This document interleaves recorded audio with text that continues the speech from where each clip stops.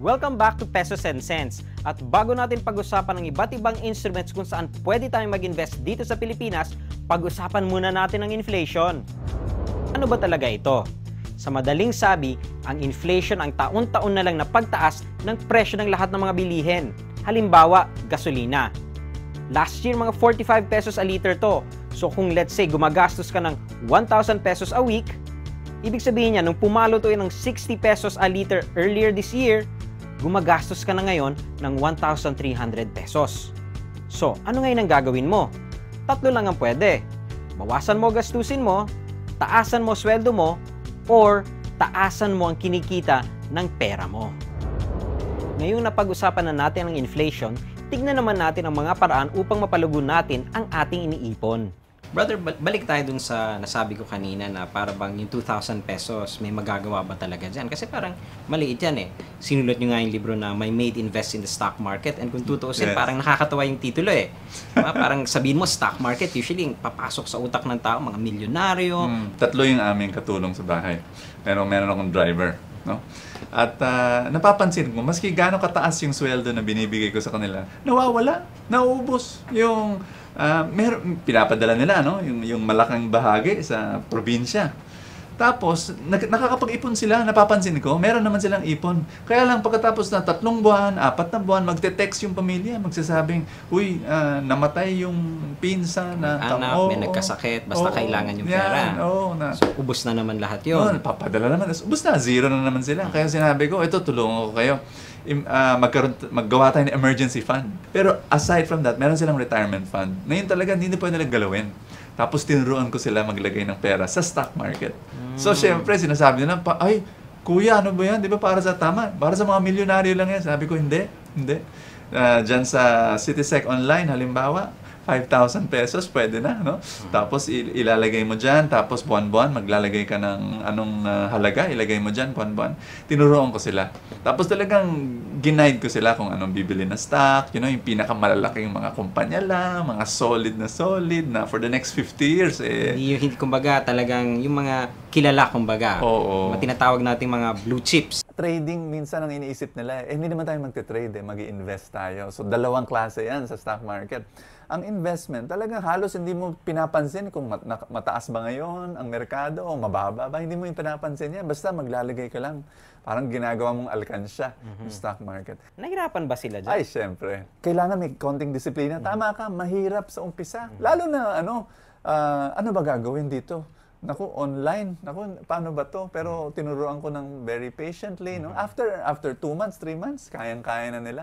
Nakikita nila yung kanilang mga savings, mga investments, lumalaki. So ngayon, may hope, may pag-asa sila sa mga mata nila. Pag pumapasok ako sa opisina, nakangiti mga tao. Importante magkaroon sila ng goal. Ang sinasabi ko sa kanila, mga empleyado ko, mga janitor, messenger, sinasabi ko, 20 years from now, meron ka ng 7 million. Meron ka ng 5 million, meron ka ng 10 million. Yung talagang, huy, talaga, sir? Talaga? Oo, ito gawin mo, buwan-buwan. Ay, ganyan lang ba? Oo. Pero dapat disiplinado. So, mga 1 year na silang ginagawa yun. Yun, ganun. Tuwang-tuwa sila, meron silang pangarap sa buhay. Brother, napag-usapan na natin na pwede nga talagang gawin to, and meron naman talagang realistic ways and means, kumbaga, para makapag-invest ang isang empleyadong Pinoy. Ang tinuturo natin, 20 years nga, magiging 5 million, 7 million. Siguro mahirap din kasi 20 years. Generation ngayon talagang here and now gusto eh. Instant eh. Wala namang ganun Ano ba yung 5 years, 10 years? Ang tagal nung gusto ko kahapon eh. Kahapon ko na gusto yan eh. Totoo. We tell people, we teach people, yung 2,000 mo, 3,000 mo, buwan-buwan, no? Ilagay mo dyan. Tapos, isipin mo na gagawin mo yan for the next 10 years, 20 years. Yun, ganun talaga, long term. Ang ginagawa ng mga tao, karamihan, no? Pagdating na sweldo, bayaran muna yung mga bills, no? Ito yung para sa kuryente, para sa tubig, credit card, grocery, no? Tapos yung natitira, yun yung ipon. Maling-mali. Talagang mali. Tinuturo ko sa mga empleyado ko, tsaka sa mga katulong ko, no? Na ginagawa nila ngayon, kaya successful sila eh. Pagdating ng sweldo, ang unang babawasan mo, no, yung para sa Panginoon at yung para sa savings mo. Yun ang unang gastos. No? So, kumbaga, ito yung 10 at 20 na nabanggit nyo nung una. Oo, yung alay mo sa Diyos, tapos yung alay mo para sa kinabukasan mo. Pero yun nga, I guess, yun din yung keyword nyo, I guess, is discipline. Yes. Yes. Hindi pwede talaga dito yung ningas kugon. Hindi, Talaga namang aminin na natin, sakit talaga ng mga Pinoy yan eh. So brother, sana we had more time para kumbaga medyo masarap yung kwentuhan natin dito. Para naman sa mga nanonood, kung may mga gusto pa silang malaman tungkol sa mga bagay na ito at lalong-lalo na kung gusto nilang makita kayo in person o kumbaga makinig sa ministry ninyo, saan ba sila pwedeng pumunta, brother? They can go to my website at www.trulyrichclub.com. Isulat lang nila yung email address, yung pangalan nila, and we'll get in touch with them. They'll get my ebook for free, My Maid Invests in the Stock Market and Why You Should Too. Nasimulan na din natin ang usapan tungkol sa stock market.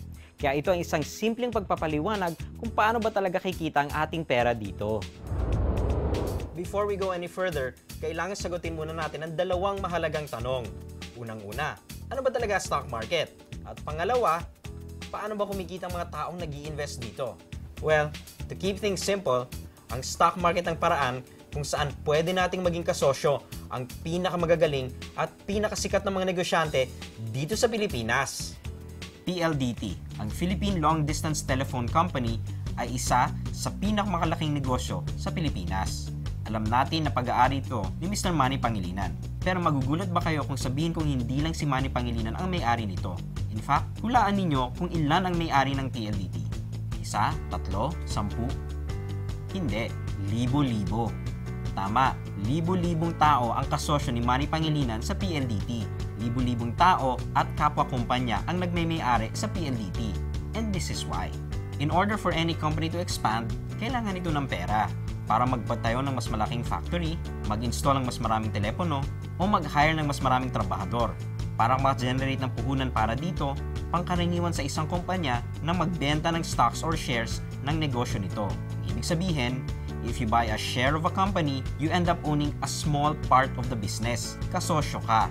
At dahil kasosyo ka, makakatanggap ka rin or pwede kang makatanggap ng maliit na bahagi ng profit nito.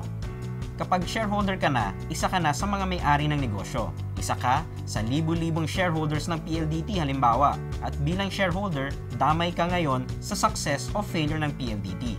Ibig sabihin, kapag kumita ang PLDT, kikita ka rin. Kung malugi naman ito, syempre, lugi ka rin. So, bilang shareholder, paano ka ngayon kikita? You earn in two ways. First is through dividends. Every now and then kasi, companies give their shareholders dividends. Ang dividend ay yung cut mo sa kinita ng kumpanya. Yung second ay through selling your shares at a higher value.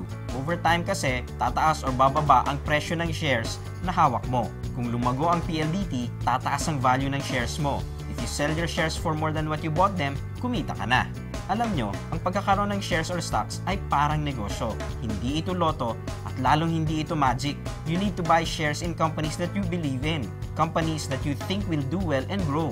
Dahil ang pagyaman mo ay nakasalalay sa tagumpay ng mga negosyong ito. Kaya, kung gusto nyo maging kasosyo sa lahat ng Jollibee stores at lahat ng Ayala malls at condominium projects, bakit hindi kayo bumili ng shares dito? Mukhang marami-rami pa tayong pag-uusapan para lalo pang mapaunlad ang ating buhay pinansyal. Kaya naman tumutok lang dahil sa aming pagbabalik, aalamin natin at kikilalanin ng isang grupo na handang tumulong sa atin at sa ating pagsisimula sa stock market. Dito lang yan sa Pesos and Cents. I've seen the show, I've heard Brother Bo talk, and I would like also to open an account with Citysec Online. How do I go about it? Ano ba mga kailangan kong gawin